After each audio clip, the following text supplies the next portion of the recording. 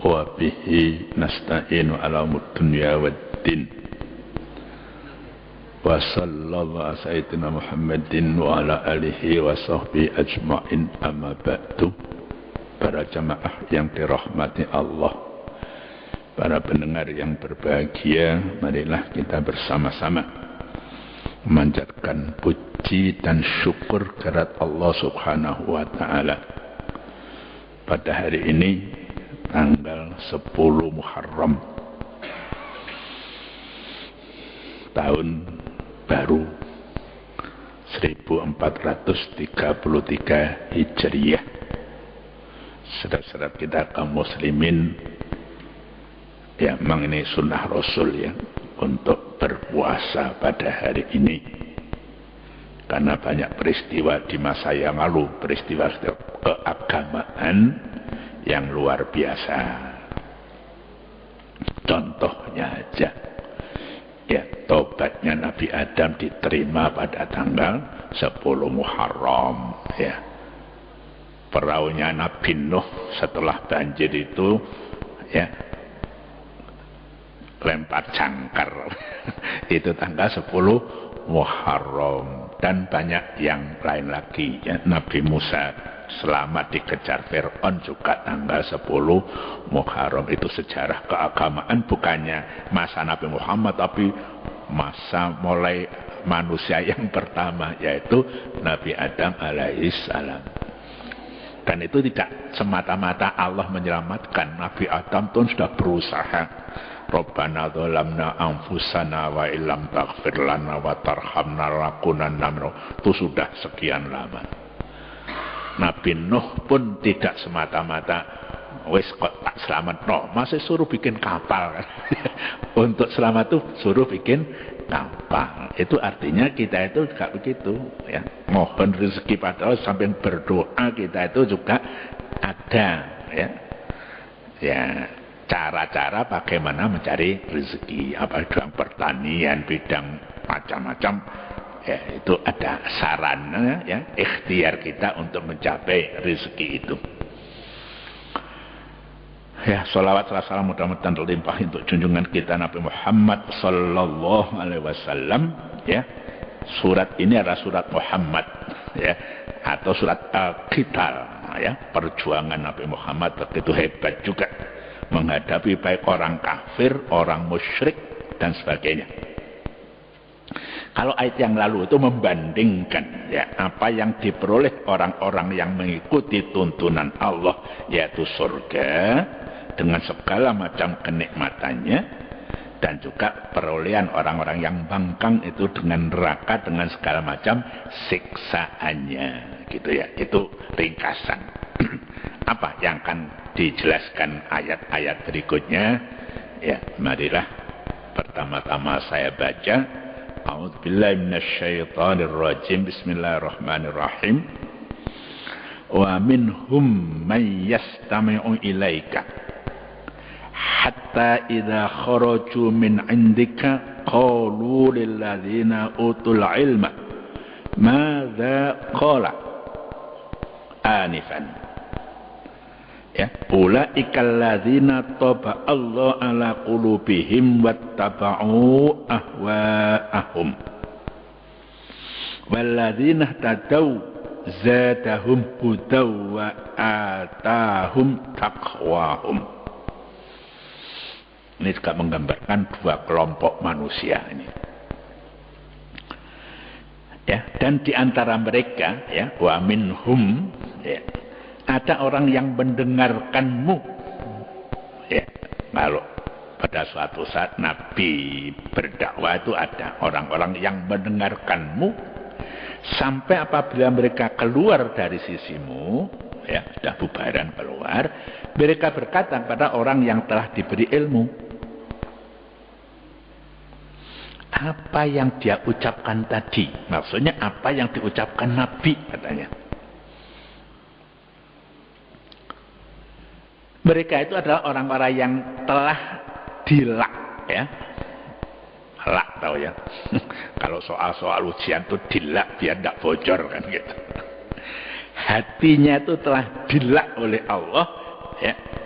dan mereka mengikuti hawa nafsu mereka. Ya, walaupun mendengarkan hatinya itu sebenarnya hatinya itu ditutup, dilak. Nggak bisa kelebon apa-apa kan gitu ya. Dinasihati pun nggak bisa masuk. Ada wa minhum sebagian dari mereka. Walladzina tadau, dan orang-orang yang mendapat petunjuk, zadathum hudan. Ya, dia Allah menambah petunjuk kepada mereka, wa atahum taqwahum, dan menganugerahi mereka ketakwaan mereka. Ya. Jadi majelis Nabi itu ada yang betul-betul mendengarkan untuk diikuti, tapi ada juga yang mendengarkan mencari-cari kelemahan apa yang disampaikan oleh Nabi gitu. Ya. Mudah-mudahan kita golongan yang kedua ya. Kita ngaji paham ya, yang diperintahkan oleh Allah, oleh Nabi kita ikuti, yang dilarang kita jauhi kan gitu ya.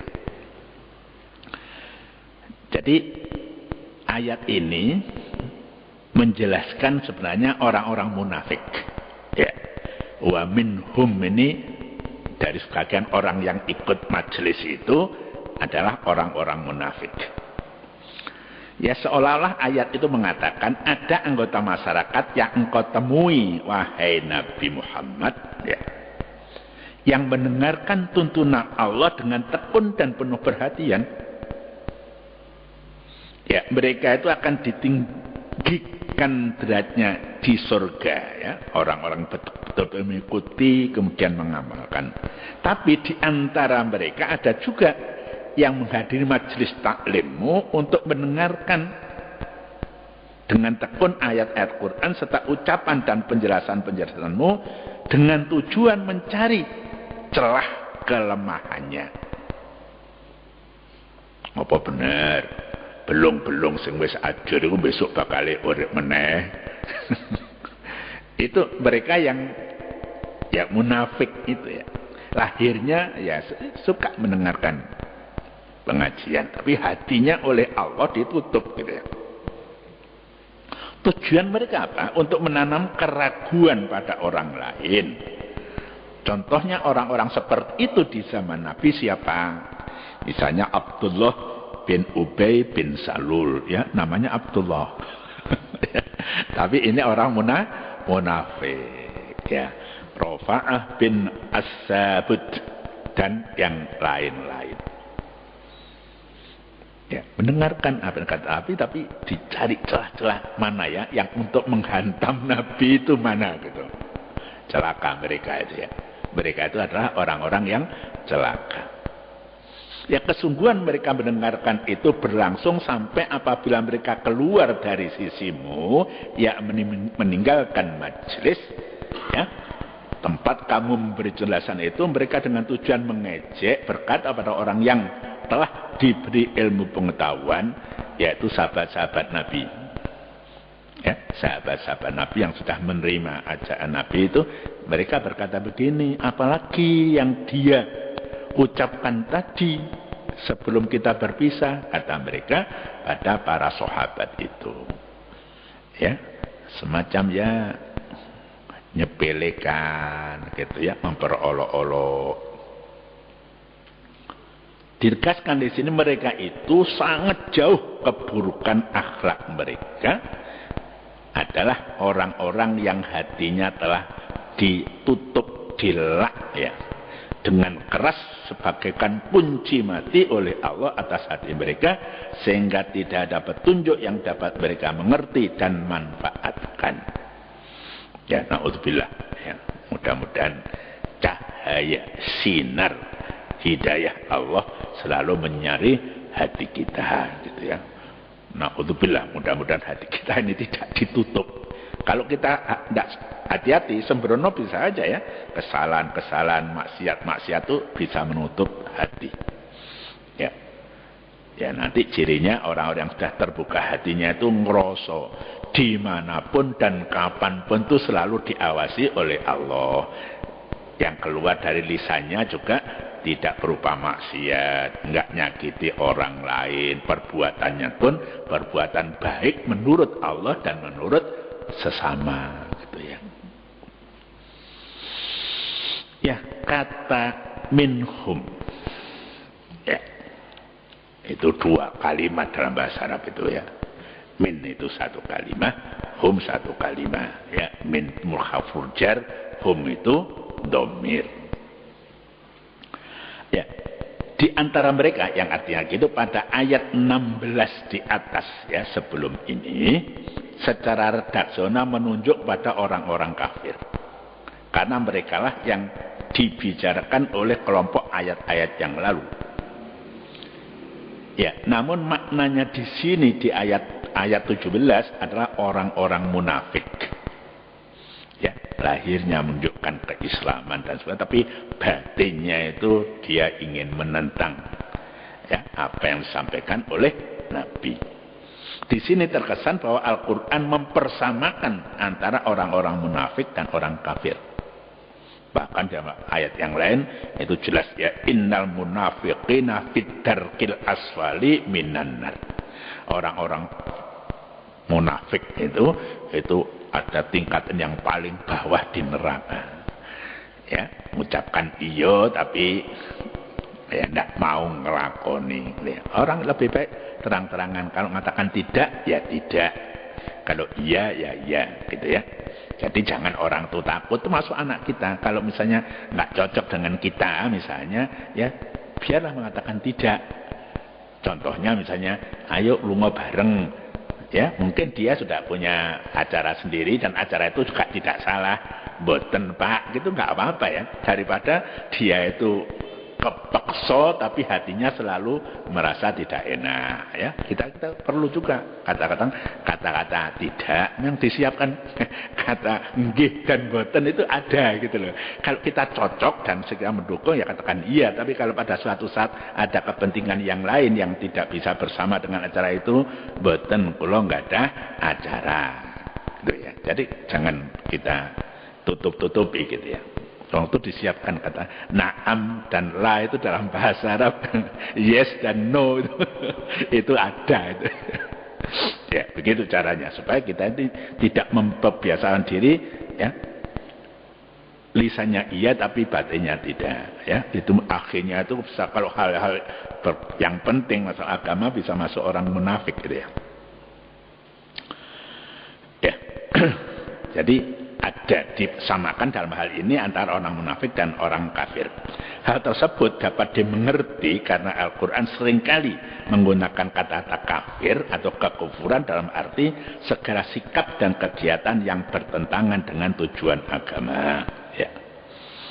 Contohnya itu banyak, ya. Karena itu misalnya kekikiran, kikir, ya, takhil, itu bisa dimasukkan ke golongan kekufuran, gitu ya.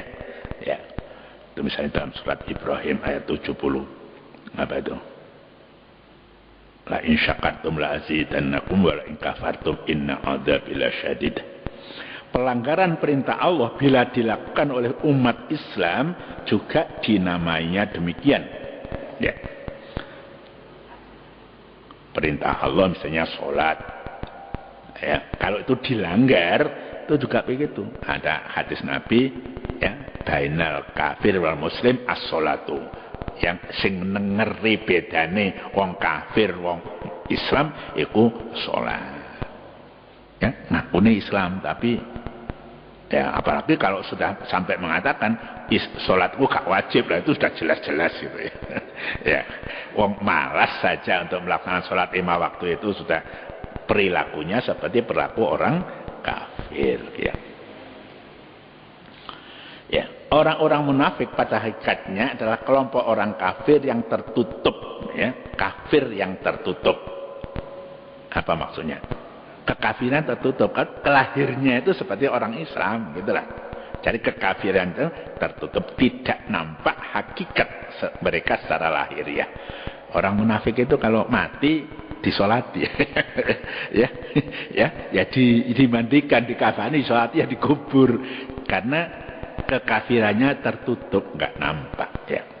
Sedang dalam ayat ini Allah menguraikan tentang mereka dari segi hakikatnya, gitu ya. Jadi ayat 16 yang lalu menguraikan tentang dilaknya hati orang-orang munafik, ya, dicapnya, ditutupnya, diberhadapan dengan ayat 17 yang menguraikan penambahan petunjuk bagi kaum beriman, ya. Ya, ayat yang 17 kata walladzina tadau zadahum hudaw wa atahum taqwahum. Ini supaya seimbang. Ini seperti ini hakikatnya, yang kedua seperti ini yang beriman. Ini berarti bahwa dengan dikunci matinya hati, maka hidayah Allah tidak akan bisa masuk. Dan dengan demikian pengamalan kebenaran tidak akan terlaksana.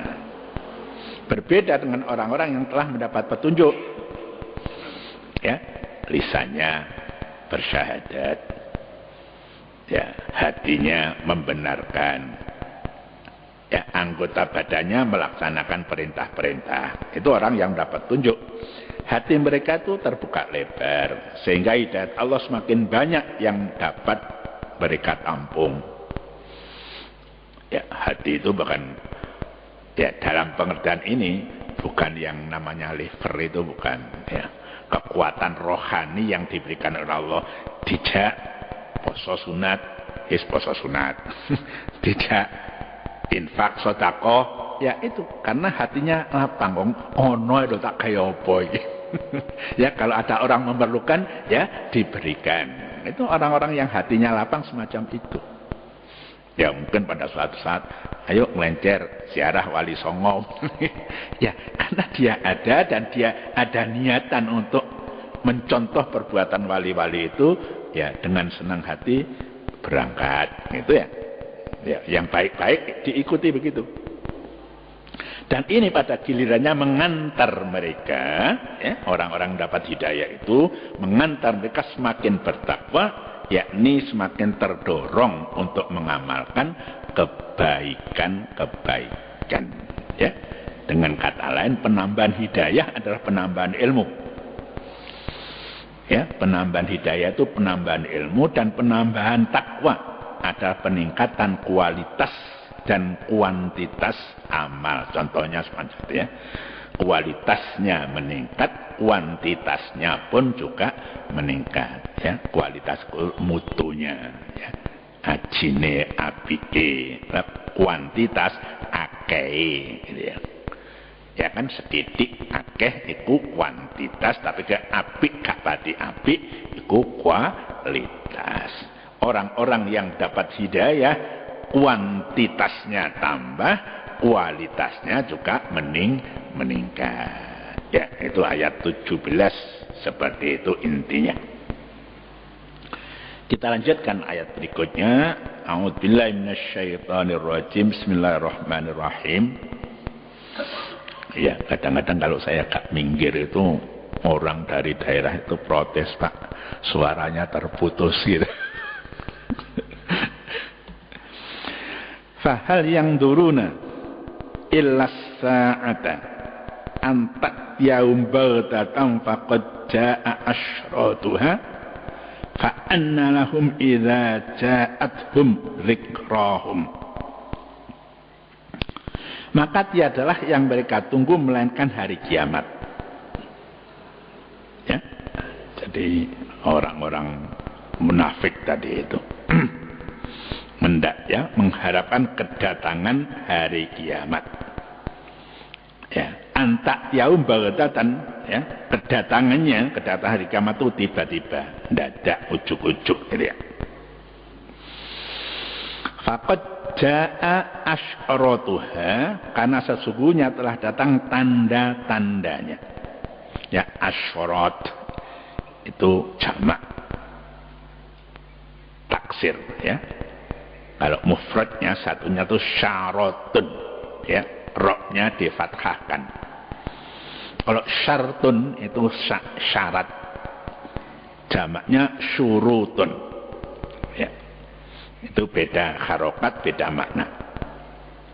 Fa anna lahum idza ja'athum dzikrahum, ya. Maka apakah faedahnya bagi mereka, kesadaran mereka apabila hari kiamat sudah datang? Kaset gitulah. Ya, nah kita ini jangan kaset. Kasetnya kapan akan dijelaskan? Ya, kasetnya taubat itu kapan akan dijelaskan? Mereka yang mendengar penjelasan Nabi Sallallahu Alaihi Wasallam ya, dengan tujuan mencari-cari kelemahan, yaitu orang-orang munafik tadi, adalah benar-benar orang yang sesat. Maka jika demikian, tiadalah yang mereka tunggu melainkan hari kiamat yang kedatangannya kepada mereka dengan tiba-tiba, sehingga mereka tidak dapat mempersiapkan diri menghadapinya, karena sesungguhnya telah datang tanda-tandanya, tetapi mereka lengah dan sama sekali tidak memikirkan, tidak perhatikan. Kapan tekan kiamat? Teko ya sakarepmu, gak teko sakarepmu gitu. Ya, kita akan selalu siap-siap saja. Ya, tanda-tandanya itu bisa kita lihat. Kalau kiamat suro, itu bagaimana tandanya, kiamat kubro bagaimana tandanya. Ya, maka apakah faedahnya bagi mereka, kesadaran mereka apabila hari kiamat sudah datang? Ya, saya kira tidak ada gunanya lagi. Walaupun saat itu timbul kesadaran. Ya, kita lihat lebih rinci, kata ja'a yaji'u itu artinya akan datang. Ya, faqad ja'a asyratuha. Ya, ja'a kok tidak ja'at ya. Biasanya kalau jamak taksir itu sama dengan muannas gitu. Tapi kok sini ja'a bukan ja'at ya. Apa rahasianya apa? Di sini dijelaskan begini. Seorang ulama Al-Qur'an Al-Biqai memahami ya, ini sebagai isyarat tentang kekuatan dan kehebatan tanda-tanda tersebut. Ya, laki-laki itu kan simbol kekuatan. Kalau wanita kan simbol lemah lembut kan begitu. Bukan jahat asratu, tapi ja'a asratu. Ya, tanda-tanda itu sudah nampak jelas. Ya, tanda-tanda kedatangannya antara lain adalah kehadiran Nabi Muhammad. Ya, kehadiran Nabi Muhammad itu sudah tanda dekatnya hari kiamat. Ada hadis Bukhari itu bahwa datangnya kiamat ya antara Nabi itu ya dengan datang kiamat seperti ini. Ya, telunjuk dengan jari tengah ini kan dekat ya. Ya, kalau jempol kalau kelingking kan tetapi ini telunjuk dengan jari tengah ya. Itu hadis riwayat Bukhari Muslim melalui Sa'al bin Sa'id. Ya, seperti tadi saya katakan, kiamat itu kan ada dua macam. Kiamat kecil, ya, kiamat sughra, yaitu kematian masing-masing orang. Dan kiamat besar, yaitu kepunahan alam, hancurnya alam semesta ini. Tanda-tanda kiamat kecil, ini sudah Nabi Yakub itu kan pernah. Beliau itu dekat dengan malaikat Israel kan ya. Mas Israel itu datang, apakah kamu akan mencabut nyawa saya? Oh enggak, nanti saya beritahu. Kalau saya akan mencabut nyawamu, ya Nabi Yakub. Kemudian datangan berikutnya, apa kamu mau nyabut nyawa saya? Iya, saya akan nyabut. Loh, katanya dulu akan saya beritahu. Iya, tanda-tanda itu rambut bulu yang hitam sudah jadi putih. Ya, ini adalah tanda-tanda kamu dulu yang kuat, sekarang kamu sudah kekuatanmu sudah menurun. Ya, walaupun pijet ya kalau sudah tua. Ya nggak bisa dikembalikan itu. Itu tanda-tandanya. Itu kiamat sughra. Ya, seperti ini. Sudah putih. Walaupun dicat berapa kali sehari, itu ya tetap saja. Gitu ya. Ya, indera kita sudah tidak seperti waktu muda. Gigi juga gitu ya. Penglihatan saya harus pakai kacamata, karena tanpa kacamata nggak bisa. Ya mungkin pendengaran juga berkurang, tapi alhamdulillah kalau ditanya itu masih nyambung. Tadi jawabannya nggak melenceng kan. Ya alhamdulillah ya. Kadang-kadang kalau orang pendengarnya seruka orang ditanya tentang biru, dia jawabnya bisa coklat gitu. Ya. Ya mudah-mudahan ya Allah memberkahi ya indera kita ini ya. Pendengaran kita, penglihatan kita, sehingga bisa melaksanakan sesuatu masih dalam keadaan batas-batas wajar gitu ya. Itu berkah Allah, kita berdoa gitu ya. Ya, jadi misalnya gigi rontok ya, tidak berpotensinya secara baik panca indera dan lain-lain. Sedang kedatangan ya, tandanya yang tidak akan bermanfaat ketika itu kapan? Kalau sudah goro-goro ya, jadi nafas sudah di sini, sudah roh sudah mau dicabut, itu sudah tidak berguna lagi. Alhamdulillah kalau kita ini masih berguna ya, masih ngumpul-ngumpul mendengarkan ya wahyu Allah yang dijelaskan. Nah, kalau sudah berbaring, itu kalau berbaring, sekarang kan banyak. Ada tembok roboh, gitu ya. Ya. Ya, ada pesawat jatuh, macam-macam. Ya, ini tanda-tanda ya, tanda-tanda bagi orang-orang dalam arti kiamat kecil. Ya, sebab kalau sudah di sini roh itu beberapa saat kemudian orang itu mati, itu kiamat suro ya. Berapa yang sudah mengalami kiamat suro ya banyak sekali, baik yang sakit atau tidak ya. Saya kalau selama 22 tahun di sini itu jamaah yang dulu ikut saya dengan mobil sudah sudah berapa ya, misalnya 22 tahun jamaah di sini itu sudah dipanggil oleh Allah ya. Mudah-mudahan aja semua diberi husnul khotimah kan begitu ya. Sedangkan kiamat kubro itu Allah yang ya, semuanya Allah yang tahu. Kematian seorang pun Allah yang tahu ya. Yang sakit lama iya dapat sembuh gitu. Tahu-tahu sembuh, tanpa sakit tahu-tahu mati kan gitu ya. Ini banyak yang kita ya. Jadi jangan kita menghitung ya. Nabi mengatakan begini itu artinya jarak kiamat sudah dekat. Ya, Nabi lahir sampai sekarang kan tadi saya tanya ini tahun baru 1433. Ya kan? Kalau ditambah usia Nabi itu 53 tahun kan sudah hampir 1500 tahun. Apa itu lama atau tidak? Ya, kalau bagi kehidupan seorang itu lama, tapi bagi kehidupan alam semesta itu tidak lama. Sebab kehidupan Allah menciptakan alam semesta bisa ditempati itu sudah miliunan tahun gitu ya. Sudah miliunan tahun sebelum manusia Adam dilahirkan kan di bumi sudah ada ya, ada gunung, ada sungai, ada tanam-tanaman, ada binatang, sudah begitu.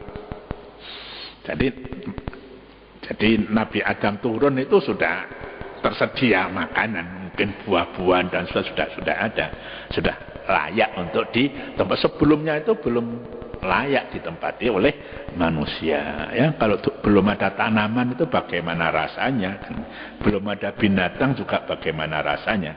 Jadi sudah lengkap ya, sudah lengkap ya. Jadi jangan dianggap 1500 tahun sejak kelahiran Nabi menyampaikan itu dianggap kok lama, tidak dibanding dengan umur alam yang jauh lebih berlipat-lipat daripada sekedar 1500 tahun. Kapan datangnya?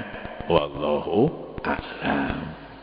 Ya, kalau kemarin banyak orang nikah tanggal 11 bulan 11 tahun 2011 ya. Kemarin dulu itu ada ramalan ya, entah orang di Amerika itu apa itu?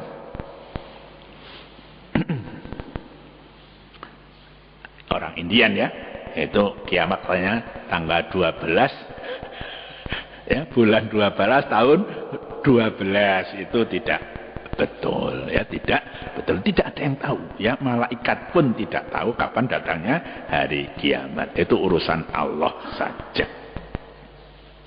Ya, kita lanjutkan dengan ayat 19. A'udzubillahi minasyaitonirrajim. Bismillahirrahmanirrahim. Fa'lam annahu la ilaha illallah wastaghfir li dzambika walil mu'minina wal mu'minat wallahu ya'lamu mutaqallabakum wa maswaakum. Fa'lam, ini diperintahkan pada Nabi ya. Maka ketahuilah bahwa sesungguhnya tidak ada Tuhan melainkan Allah. Wastaghfir li dzambika, dan mohonlah ampunan bagi dosamu. Walil mu'minina wal mu'minat, dan bagi orang-orang mukmin laki-laki dan perempuan. Wallahu ya'lamu mutaqallabakum wa maswaakum, dan Allah mengetahui ya tingkah lakumu, hilir mudikmu, dan diamnya kamu, gitu ya. Ya. Wa'lam, itu alima ya'lamu itu kan kata ilmu itu dari situ ya. Kalau ayat yang lalu menegaskan bahwa kesadaran akan datangnya hari kiamat tidak bermanfaat jika tanda-tandanya yang pasti telah tiba. Ya tadi kalau orang per orang itu sudah ghurghurah itu enggak ada faedahnya.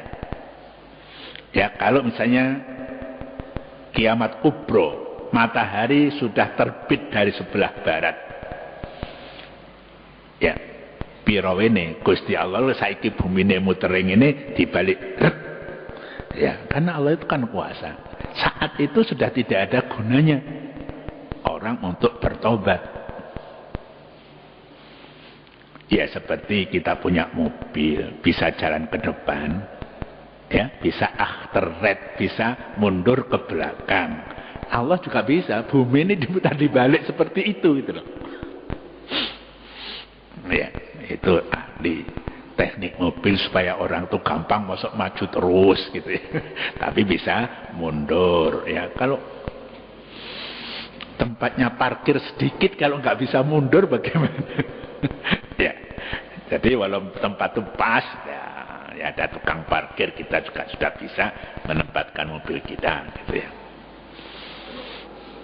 Ya, Allah itu maha kuasa ya, memutar balik bumi ini berputarnya itu ya kun fayakun saja ya.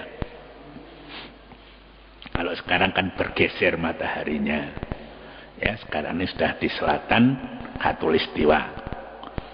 Di sini musimnya musim hujan, walaupun hujannya jarang-jarang. Ya akibatnya apa? Anginnya gede, puting beliung di mana-mana. Itu sudah cirinya begitu. Nah udannya arang-arang, itu anginnya ya karena nggak merata. Ada yang masih panas, ada yang sudah dingin, itu angin, gitu ya. Jadi kalau punya tanaman yang kira-kira nggak tahan angin, ya direkso ya apa. Kalau yang tidak terlalu besar ya lanjarane sing luwih kuat kan gitu ya. Kalau tanaman tebu kira-kira ya nutupnya itu lebih banyak. Coba itu ikhtiar.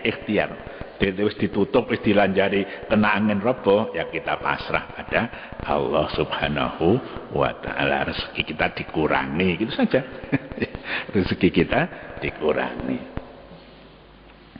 Ya, di sini Allah memerintahkan kepada Nabi Muhammad ya, intinya apa? Ya, menegaskan bahwa tidak ada Tuhan yang hak disembah kecuali Allah Subhanahu wa taala. Dapat juga dikatakan bahwa kedua ayat yang lalu menguraikan dua kelompok manusia yang bertolak belakang keadaannya. Ada yang durhaka, tidak mengenal dan tidak mengagungkan Allah sebagaimana mestinya. Ya, ada kelompok yang lain yang mendengarkan dan mengikuti petunjuk Allah Subhanahu wa ta'ala. Menegaskan aja ya bahwa Allah lah zat yang hak untuk disembah. Ya, kata-kata fa'lam terambil dari kata ilm ya, ilmu. Ya. Itu Kalau makna yang sebenarnya itu menjangkau sesuatu sesuai dengan keadaannya yang sebenarnya. Ya ada alat. Saiki ku di jero masjid iki panase piro? Ada alat namanya termometer misalnya ya. Tekanan udaranya berapa itu pakai barometer. Ya. Itu yang menentukan nanti arah angin seperti itu. BM apa itu badan meteorologi itu alat-alat tuh lengkap. Oleh karena itu bisa meramal walaupun tidak 100% ya. Ya. Ini kira-kira daerah Laut Jawa ya sebentar lagi ini gelombangnya besar ya. Orang Rembang sudah kapalnya sudah terbawa oleh ya gelombang sampai di Pekalongan. Itu harus diperhatikan orang-orang yang tinggal di pantai, dia mau melaut cari ikan atau tidak, lihat dulu ya. Aman enggak, risikonya besar apa tidak kan gitu. Itu ilmu itu begitu ya, tahu sampai yang sebenarnya ya. Ya, bahasa Arab menggunakan semua kata yang tersusun dari huruf ain, lam dan mim dalam berbagai bentuknya untuk menggambarkan sesuatu yang demikian jelas sehingga tidak menimbulkan keraguan ya. Ada ilmun, ada alamun, ada alamatun, ada alimun, itu semua dari kata-kata itu. Misalnya saja kata-kata alamat ya, yang berarti tanda yang jelas bagi sesuatu atau nama jalan yang mengantar seseorang menuju tujuan yang pasti. Jalan Merdeka Timur itu mana? Misalnya ya, itu kantor kabupaten itu Merdeka Timur, gitu ya. Ya, kan Kauman itu mana, itu alamat itu. Ya, Jalan Kasin itu sekarang jalan apa itu? Ya, kemudian kalau ke sana Kasin itu ada Kasin Kulon, ada Kasin Kidul kan gitu ya. Ya, sana itu mungkin Sodanco Supriyadi ya yang ke sana. Ya, itu alamat gang berapa, nomor berapa sehingga kita tahu atau kirim surat misalnya alamatnya pas ya seseorang. Ya, kata ulmah yakni sumbing karena cacat ini pun sangat jelas ya, sumbing. Kata alam ya, alam itu bisa artinya gunung, bisa juga artinya bendera ya. Karena dia tinggi ya, gunung itu kan tinggi dibandingkan dengan area sekitarnya sehingga dialah yang sangat jelas. Bendera bisa dikibarkan tinggi, entah itu merah putih atau bintang kejora. Ya tinggi, itu pokoknya semua itu alam namanya ya, bendera. Ilmu demikian juga halnya, dia diartikan sebagai pengenalan yang sangat jelas terhadap satu objek. Ya, ada ilmunya mobil, itu dibagi-bagi, listriknya ya apa ya. Jadi kalau yang memompa bahan bakarnya itu apakah pakai karburator atau injeksi, itu jelas. Kalau misal karburatornya ini ada yang buntu, tidak bisa mengalir, nggak bisa dibakar, mesinnya nggak bisa hidup, kan gitu. Ya, bensinnya lancar atau solarnya lancar, tapi akinya, ya, sebagai pembakarnya itu lemah atau mati, itu juga nggak bisa nyala. Itu ilmu itu, ya, ilmu. Wah, semua itu ada ilmunya, ya, ada ilmunya, ya. Kenapa kok pakaian itu ya bahannya berbeda juga rasanya berbeda. Kalau katun kok rasanya begini, tapi kalau misalnya yang ya sintetik itu kok rasanya begini, nggak nyaman Bu pakai ini. Ya bisa anak kecil begitu ya, anak kecil. Ya. Jadi yang alami nampaknya masih lebih nyaman, baik itu katun, mungkin wool, mungkin sutra dan sebagainya. Ya perlu dicatat. Ya, dalam pandangan Al-Quran, ilmu bukan sekedar pengetahuan tentang sesuatu. Ini begini, bukan seperti itu dalam Al-Quran. Tapi yang ada cahaya. Nur, ilmu itu nur. Yang menghiasi kalbu seseorang dan mendorong untuk melakukan aktivitas positif sesuai dengan ilmunya itu. Kok ono wong alim, tapi kok tidak ada pengaruhnya terhadap kiri kanannya, ilmunya itu kurang manfaat gitu loh ya. Ini kritik. Jadi orang sedikit pun ilmu iso sholat, Ana wong njaluk wuruk salat, diajari salat, itu ilmunya bermanfaat. Ana wong iso maca Quran. Ana wong gak iso maca, njaluk wuruk mau mengajari, itu bermanfaat. Oleh karena itu ada ancaman, mangkatama ilman, siapa yang menyembunyikan ilmu, ya, fa'al jamallah bilijami minan nar, Allah akan memberi kendali orang itu dengan kendali neraka, na'udzubillah. Ya senajan titik, termasuk ya apa sih carane ya ngopeni pekarangan. Ya apa sih rumah itu supaya sehat, nggak gampang akeh nyamuk. Itu kan ilmu-ilmu itu. Ya, gotong royong, saluran-saluran, airnya supaya tidak tergenang. Itu manfaat itu namanya. Dengan demikian kalau pengetahuan tidak mengantar kepada amal yang bermanfaat, itu sama artinya dengan kebodohan. Ya, ilmu, amal, itu gandeng itu ya. Ya, hurufnya sama tapi dibalik. Kalau ilmu itu ain, lam dan mim. Kalau amal itu ain, mim, lam. Ya, diharapkan amal kita amal yang berdasarkan ilmu. Ya, jangan kita berbuat tapi tidak tahu sama sekali, nggak jadi itu. Ya toh, kongkon ngaspal dalan belas gak ngerti aspal itu ya aspal atos apa diencerno dhisik gak ngerti. Pokoknya kayak aspal ya diuncal-uncal dadan gak jadi dandanan. Ya seperti saya misalnya dikasih kain ada benang kongkon jahit gak jadi.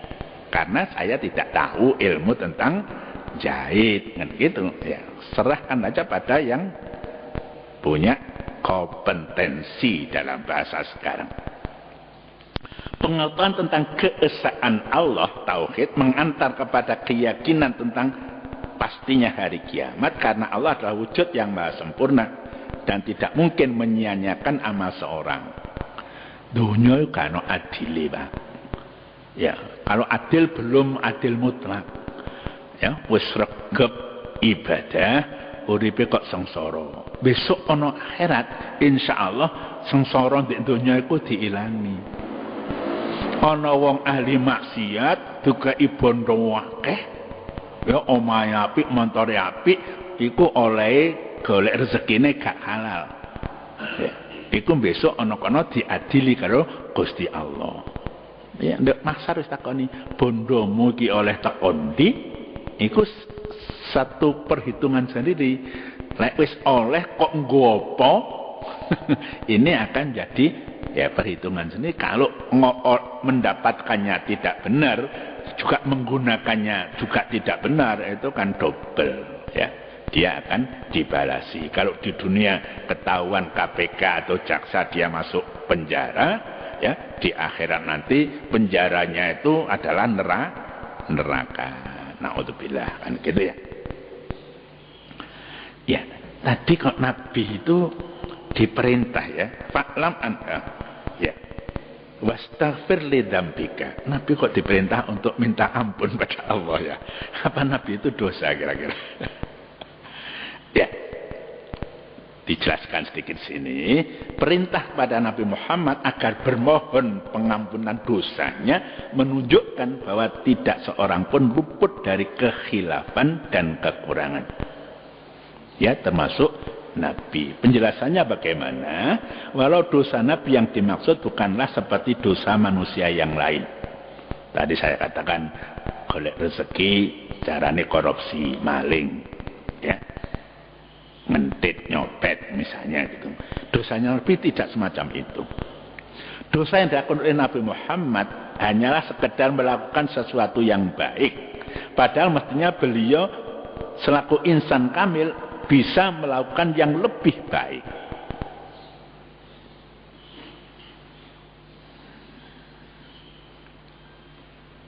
Itu saja.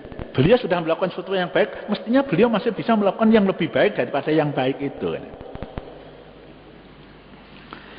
Atau yang dimaksud adalah saat-saat di mana terjadi sedikit kelengahan atau penurunan sedikit dari kualitas pengabdian dibanding dengan kebiasaan beliau sebelumnya. Ya kita itu kalau misalnya sholat paham misalnya. Ya, pada suatu saat karena satu dan lain hal itu tidak bisa melakukan, itu mungkin bagi kita ya sudah, ya karena tidak. Tapi bagi Nabi yang biasa melakukan itu misalnya pada suatu saat tidak melakukan atau kurang daripada yang biasanya, itu sudah termasuk dosa, gitulah. Ya, kata zan pun dapat juga berarti suatu aktivitas yang melahirkan dampak buruk terhadap siapapun, ya, alhasil apapun penafsiran ya Anda arti dosa yang jelas ya bahwa istighfar Nabi Muhammad lahir dari rasa kekurangan beliau menghadapi aneka anugerah Allah. Ya kan pada suatu saat ya di malam hari Nabi itu sholat malam, ya puasanya juga banyak, ya istrinya kan barangkali kurang suwe nek jejeri, ya wahai Rasul, paduka ini kan dosanya sudah diampuni, ya kok masih sholatnya seperti itu, kaki sampai bengkak. Apa jawab beliau? Li'an akuna abdan syakura. Saya hanya ingin saya jadi hamba Allah yang tahu betul-betul bersyukur. Tidak ada orang yang diberi anugerah nikmat seperti yang diberikan pada Nabi Muhammad. Baik para wali-wali itu di bawah anugerah yang diberikan Allah kepada Nabi Muhammad. Dia menyadari gak ono sing bandingi aku, ya, sehingga beliau itu ya ibadahnya sudah kelas wahid gitu ya, kira-kira begitu. Perintah memohonkan pengampunan bagi kaum muslimin ya bukan hanya mohon untuk dirinya sendiri, ya mukminin dan mukminat mengisyaratkan perlunya memberi perhatian pada pihak lain. Enggak boleh orang itu sikapnya egois, enggak boleh.